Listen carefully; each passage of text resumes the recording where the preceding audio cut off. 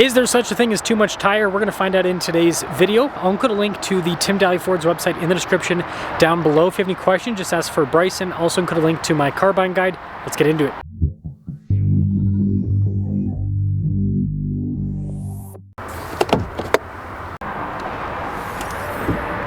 Under the hood, we have a twin-turbo 3.5-liter V6 that goes through a 10-speed automatic transmission. Fuel economy is 14 around town, 18 on the highway, with power outputs being 450 horsepower and 510 pound-feet of torque. I'm trying to hit 500,000 subscribers before the end of the year. I'd really appreciate it if you'd help out with that. Giant bulge there in the center of the hood has the Raptor logo on either side. You've got the cool orange marker lights, and then the same thing with the daytime running lights, and then more markers here in the center. Probably also noticed the giant chunky Ford logo. Two sets of fog lights. The outside one is street legal. The inside one is not street legal. It's for off-road use only. And then you probably noticed the bumper is shaped for approach angle. You also have recovery points built in too. And I will say with the modular bumper, the 37 package looks pretty aggressive. Tire wheel setup is 37 by 12.5 by 17. You've got the beadlock capable wheels, mostly closed off. Kind of has that Gen 1 appearance, which I really like. You do lose a little bit of travel with the 37 package, about an inch. Still have these big chunky fender flares. You've got the Raptor style side steps, venting here on the side, and then the mirror caps and the door handles are painted to match. The 37 does get the new dual valve live valve shocks. Now, one of the coolest things about the Raptor is it has a pretty level stance front to rear from the factory, unlike most pickups. And this leads us to the key fob with the Ford logo there on the back. Don't have a Raptor logo, funny enough. We've got our lock and unlock function, remote start, and then the drop down for the tailgate. Bed liner from the factory with this truck. We've got LED lights. We also have an outlet in the bed. Ruler here on the back of the tailgate, and this one has the tailgate step system too. And this is pretty nifty. You just press this button and it'll raise the tailgate up with power. Really cool tail lights here. You've got the giant Ford logo stamped into the back. Recovery points and more aggressive exhaust tips, and then another modular bumper in the rear. So I think we can say that the exterior of this truck looks really cool. Let's pop inside. Really nice stitching at the top of the door panel. You can see a little carbon fiber trim off to the side. This has the B&O sound system. And then you do get really nice seats. They do have the Alcantara there in the center, which is a little bit more difficult to clean. You've got a flat floor in the front and then a bin in the back under the seats. Legroom here in the back is solid. We got a little storage pocket, some cup holders, heated seats, vents, and a bunch of charging ports. You actually sit up pretty high in the Raptor, so headroom back here, it's not massive, but I do fit. Keyless entry up front. We got more of that nice stitching all over the door panel. You can see more of the carbon fiber trim too. Blind spot monitoring with the mirrors. We also have our memory seat functionality, and the mirrors do power fold in. Front two windows are automatic. 1,310 pounds of payload capacity with this truck. And then with the 37 package, you get the more aggressive seats similar to what you have in the Raptor R. And then you've got power adjustments and lumbar support. Power adjustable steering wheel, and then you've got to have your light controls down below, auto stop start, pedal adjustments too. And ooh. They got the chunky Raptor steering wheel with much fatter grips compared to a regular F-150. You can see the cool paddles in the back. Practical controls on the front for the steering adjustment, suspension, the exhaust controls for the center stack. The left side has your custom drive mode, and then you've got your depth cruise control with voice, command, and volume controls. Full digital gauge cluster here in the center. You can change what information is displayed. It'll also show you a little animation for the drive modes. There's drive modes for both on-road, off-road use, and towing. The Raptor comes with a nice 360 camera system, really good resolution with it. Above the infotainment system, we got our trail control and our parking assist. And then within the screen itself, shortcut bar here at the very bottom, and then you've got the auxiliary tab, which you can customize what that has displayed as well. Pro trailer assist, we've got our trailer brake controls integrated from the factory too.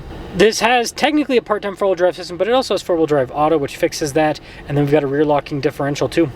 All of our radio controls and climate controls have physical buttons attached to them. We also have heated and ventilated seats as well as a heated steering wheel. This does come with a wireless phone charging pad and some USBs. You've got the fold down shifter. It does have a manual shift function. You're going to use the paddles for that. And this one's equipped with the workbench center console that folds forward, and then it's also got plenty of storage inside. More cool trim on the glove box and then nice trim on the dash as well. I almost forgot, we also have a heads-up display with this. We've got 6 auxiliary switches, a panoramic sunroof, and then the rear glass does open with power. So here's our window sticker for this Raptor with the 37 package. Now the 37 package is $11,470, which brings the total MSRP to $94,560. Let's sum things up. Well, let's find out if there's such a thing as too much tire with a truck.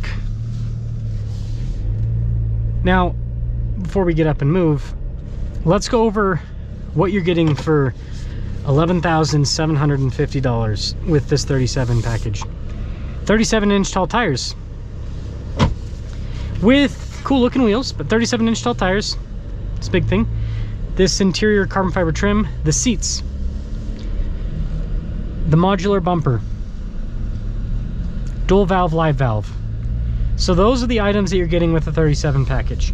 Keep that in mind as we kind of go through this, because you have to decide, is that worth it? Is that worth $11,750 to me? I think a lot of people might find that there's a lot of items, like I think the door panel trim, a lot of people probably aren't going to care about that. The bumper, a lot of people probably aren't going to care about that. That's great if you off-road. If you don't off-road, it's not really all that important. The dual valve, live valve, similar situation. It does change the on-road driving dynamics a bit. The truck kind of has more of that floaty Baja type feel, but the regular Raptor drives great. So I think for a lot of people, again, they're not going to get the off-road. If they're not going to take it off-road, you're not going to get the extra performance the shocks provide. And then the seats are actually less comfortable than the standard seats in the Raptor. And the standard seats still look really cool, and they still hold you in place really well. So basically, the 37s is the part that I think a lot of people like, because it makes the truck look bigger and more aggressive, which is true. But one downside, this isn't slow by any means. Raptors are quick. It's got 450 horsepower, 510 pound-feet of torque. But having to move the bigger, heavier tire, and going from a 35 to a 37, it is slower. It's noticeably slower than a 35 package Raptor. And it handles noticeably worse because, again, you're taller. You're higher up off the ground. Now, the wheel travel part of it, that's not really going to affect things. Off-road, I mean, I think there could be a slight detriment, but like, you're really stretching at that point, in my opinion. It's really stretching. Now, I will say this is buttery smooth.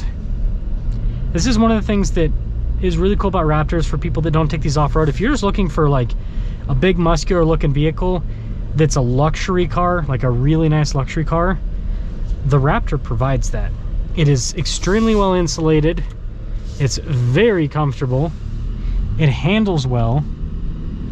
And it can do some pickup truck stuff. And it also sounds pretty good. It's a V6. But it's a pretty nice sound, if you ask me. Pretty nice sound.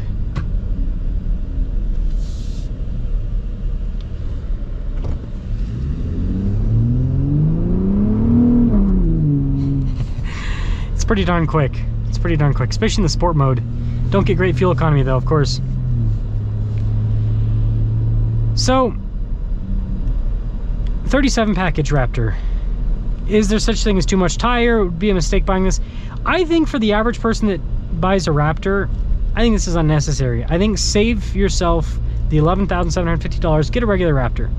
And it's an amazing pickup truck. It's got a very nice, it's got all the same luxury features. Tons of off-road capability, more off-road capability than you actually need. Like, the biggest benefit I see with the 37 package is for people that take the Raptors down to Moab, Utah. The extra clearance that the tires provide, the extra clearance the modular bumper provides is really nice in Moab. But if you're just going down dirt roads really fast, having fun, you don't need it. It's unnecessary. The regular Raptor is more than enough truck. So that's kind of my 2 cents on the 37 package. I think that it makes sense for a very narrow kind of case, but I also understand that a lot of people are going to get this because they want the looks, and no judgment on that, but I just understand that you're paying $11,750 for looks. 37 package does have a little bit of a higher resale value, so it's not like you're losing all that money, but it's still a big chunk of change. Let me know your thoughts.